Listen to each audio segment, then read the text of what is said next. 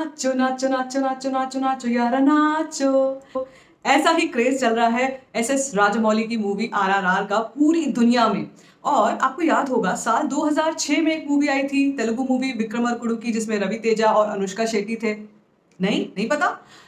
अच्छा, 2012 में अक्षय कुमार और सोनाक्षी सिन्हा की एक मूवी आई थी राउडी राठौड़ के नाम से।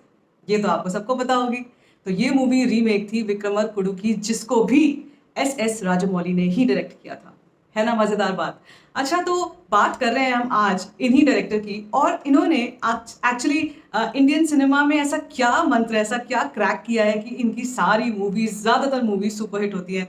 मगधीरा तो आपने सुनी होगी, कई बार डब होकर और टीवी पर आती थी, लेकिन हम उस वक्त नहीं देखते थे क्योंकि हमको पता ही नहीं था और हम उससे बिल्कुल कनेक्ट नहीं कर पाते थे। उसमें भी रामचरण थे, सुपरस्टार रामचरण। लेकिन आज की डेट में हम सिर्फ और सिर्फ राजमौली के नाम से ही मूवी को देखने को तैयार हो जाते हैं। तो राजमौली ने आखिर अपनी स्टोरी टेलिंग को किस तरीके से डाइवर्सिफाई किया और उसमें कौन से स्पेशल एलिमेंट्स डाले, उसके बारे में बात करेंगे हम आज के इस वीडियो में। तो जैसे कि मैंने आपको पहले भी बोला कि इनकी पहले भी मूवीज आती रही, लेकिन हमने नॉर्थ इंडिया वालों ने, या जो साउथ को बिलोंग नहीं करते जो लोग, जो जेंट्री जैसे कि हम हैं, तो हम लोगों ने पहले इन मूवीज पर बिल्कुल भी ध्यान नहीं दिया था, ना हम इनकी स्टोरी जानते थे, ना हम इस डायरेक्टर का नाम जानते थे। लेकिन विद टाइम सबसे ज्यादा बाहुबली जब आई थी, उस वक्त जो क्रेज था, आई थिंक वो मैं भुला नहीं सकती। किस तरीके से जो एक्सपीरियंस था मुझे थिएटर में देखने को मिला, और उसके बाद जब पार्ट 1 के बाद आखिर कटप्पा ने बाहुबली को क्यों मारा, ये जो एक क्वेश्चन मार्क चलता रहा था 2 साल तक, मुझे नहीं लगता है कि ये कोई साधारण बात है। और आखिर राजमौली ने कौन सी कहानियों को चुनना शुरू किया, तो आपने एक चीज नोटिस की होगी कि इनकी ज्यादातर स्टोरीज रिवेंज स्टोरीज होती हैं। और दो एपिक्स हैं जो हमारी हिंदू दो एपिक्स हैं, वो है महाभारत और रामायण। यहाँ से, इन दोनों से इनकी मोस्टली इनकी मूवीज का जो आप कह सकते हो थीम है वो आता है। जैसे कि अगर मैं बाहुबली की बात करती हूँ, तो बाहुबली में कहीं कहीं पर थीम महाभारत की है, जिसमें दो भाइयों की राइवलरी है, जैसे कौरव और पांडवों की थी। हालांकि दोनों चीजें बिल्कुल अलग हैं। 100 कौरव थे, 5 पांडव थे, लेकिन वो राइट और इविल की जो एक लड़ाई थी, उसमें वो भी वही चीज इसमें भी दिखाई थी। और कैसे थ्रोन की लड़ाई थी, वो एक कैसे एक राजस्व की लड़ाई थी, तो किस तरीके से उसको दिखाना है और उसको कैसे कनेक्ट करना है। मतलब इस हद तक उन्होंने उसको इतना अच्छे तरीके से उसको लिखा और उसको डिपिक्ट किया कि वो लगने लगा कि सच में कोई माहिष्मती रहा होगा, सच में कोई ऐसा किंगडम रहा होगा, या सच में ही कोई ऐसे दो भाई थे जिनमें इतनी राइवलरी थी, और फिर उसके बाद उनके बेटे ने आकर रिवेंज लिया। तो ये जो एक रियलिज्म है, इसको लाने के पीछे कहीं ना कहीं हिंट्स थे हमारी एपिक्स के, जो कि जैसे मैंने पहले वीडियोस में भी बोला है कि हमारे अंदर डीप रूटेड हैं वो चीज़ें। तो उनको उन्होंने लिया, और आरआरआर में रामायण के बहुत सारे रेफरेंसेस हैं। जैसे कि जो राजू है वो आगे चल के राम दिखाया गया है, राम की तरह दिखाया गया, और भीम हनुमान की तरह दिखाया गया। हालांकि मैं जूनियर एनटीआर की ज़्यादा बड़ी फ़ैन हूँ, तो मुझे भीम का कैरेक्टर ज़्यादा पसंद आया था। और क्योंकि भीम वाटर कैरेक्टर से बिलोंग करते हैं, और जो जो राम कैरेक्टर है उसमें, या राजू है, वो है फायर कैरेक्टर। तो मुझे जहाँ तक लगता है, मुझे लगता है कि भीम बहुत फॉरगिविंग और बहुत ज़्यादा, मतलब बहुत पेशेंस है भीम में। तो ये दोनों चीज़ें आपने नोटिस किया होगा कि ये दोनों हैं। और देखिए, माइथोलॉजी को अगर आप कहानियों में लेके आते हैं, जहाँ तक इंक्लूसिविटी की बात है, अगर आप दोनों चीज़ें इंक्लूड कर रहे हैं, क्योंकि आपने नोटिस किया होगा कि वो पहले अख्तर था, भीम को पहले अख्तर दिखाया गया, और लेकिन दोनों की जो दोस्ती थी राजू और अख्तर की, वो भी बहुत अच्छी थी। तो वो जहाँ पर एक एकता वाली बात है, यूनिटी वाली बात है, जैसे दिखाया गया है, जहाँ तक इंक्लूसिविटी होगी, I will be more than happy to watch these movies. क्योंकि मुझे इंक्लूसिविटी में मैं बिलीव करती हूँ, और मैं बिलीव करती हूँ कि जब दोनों ही चीज़ें, रिलीजन्स या दोनों ही चीज़ें इक्वल चल रही हैं, तो बहुत अच्छी चीज़ है, और ये बहुत मुश्किल होता है करना। तो I am glad and kudos to the director, जिन्होंने इसको बहुत अच्छे से किया। ऑल दो आगे चल के स्टोरी बिल्कुल डिफरेंट हो जाती है, तो मैंने पहले भी कहा है कि मुझे इसकी स्टोरी में थोड़ी सी कहीं कहीं डिस्कनेक्ट्स लगे, बट हाँ, अगर हम बात कर रहे हैं राइटिंग की और इनकी डिपिक्शंस की, तो ये हमारे एपिक्स से आती हैं। अब जैसे अगर मैं बात कर लूँ मगधीरा की भी, मगधीरा भी एक पीरियड टेल है। और रिवेंज स्टोरी की मैं बात करूँ तो राउडी राउडी राठौड़, या जो इन्होंने पहले बनाई थी रवि तेजा वाली मूवी, वो भी एक रिवेंज स्टोरी है। तो आप समझ सकते हैं कि ये एक जो थीम है उनकी, ये आज की डेट में काफ़ी लोगों को रिलेटेबल लगती है। क्योंकि कहते हैं ना कि कलयुग है और बहुत सारी राइवलरीज होती हैं, हमारे आसपास बहुत राइवलरीज होती हैं, और कैसे बुराई पर अच्छाई की जीत हो रही है, ये जो थीम है ये भी बहुत लोगों को, सबको पसंद आती है। तो यहाँ पर उन्होंने काम करना शुरू किया है, और उसको एक दायरे तक सीमित नहीं रखा है, उसको उन्होंने काफ़ी अच्छे से बहुत ही रिचनेस के साथ उसको दिखाया है उन कहानियों को। उसके बाद मैं बात करूँगी कि अब हम अगर बात करते हैं हमारे जो अदर देन दैट जो हमारे बॉलीवुड में मूवीज़ बनती हैं, बॉलीवुड की जो हम कहते हैं मसाला मूवीज़ हैं, तो उनमें ऐसी कहानियाँ लिखना पहले तो ऐसी कहानियाँ लिखना मुश्किल है, ढूँढना मुश्किल है। मुझे कमेंट सेक्शन में पिछले वीडियोज़ में पता चल रहा है, लोग कह रहे हैं कि राम रंगस्थलम मुझे ज़रूर देखनी चाहिए, जो मैंने अभी देखी नहीं और मैं ज़रूर देखूँगी, रामचरण की मूवी है।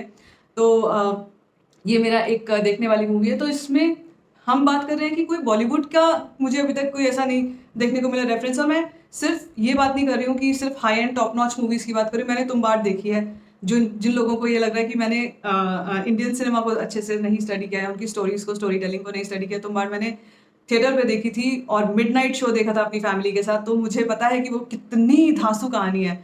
तो ऐसी कहानियों को क्यों नहीं और बनाया जा रहा? क्यों हमें स्टूडेंट ऑफ द ईयर दिखाई जा रही है या हमें हीरोपंती दिखाई जा रही है? हमें मुझे जहाँ तक लगता है, जहाँ उस ग्लैमर की बात है, मैं उस ग्लैमर को देखना पसंद नहीं करूँगी, क्योंकि मैं उससे रिलेट नहीं कर सकती उस ग्लैमर से। मुझे देखना है कहानियों में क्या हो रहा है, मुझे देखना है गर्ल नेक्स्ट डोर में क्या हो रहा है। अगर हम इसी स्टोरी टेलिंग की को हम थोड़ा-सा और आगे लेकर जाएँ, तो जब हम करण जौहर की यूनिवर्सिटीज़ देखते हैं, कॉलेजेस देखते हैं, हम स्टूडेंट ऑफ द ईयर की मैंने बात करी है, वो देखते हैं, तो वो मुझे बिल्कुल भी रिलेटेबल नहीं लगता इन कंपैरिज़न विद अगर मैं टीवीएफ की देखूँ, ये तो टीवीएफ तो इज़ नॉट इवन, मतलब करण जौहर का ब्रांड धर्मा वर्सेस टीवीएफ है इन टर्म्स ऑफ कंटेंट। आप समझ सकते हैं कि कितना रिच कंटेंट है टीवीएफ का। मैंने अभी लेटली गुल्लक रिलीज़ हुआ था, गुल्लक सीज़न 3 देखा, इतना प्यारा लगा मुझे, इतना स्वीट है, क्योंकि वो कहानी मुझे लगता है कि हाँ, ये नीचे हमारी किसी गली में हो रहा होगा, या हमने बचपन में ये ऐसे फैमिलीज़ देखी हैं, हमने ये सब देखा है होते हुए, घरों में होते हुए देखा है, लोग अपने पेरेंट्स से ऐसे बात करते हैं, पेरेंट्स अपने आपस में ऐसे बात करते हैं, बच्चों से ऐसे बात करते हैं, तो ये मुझे रिलेटेबल लगता है। मुझे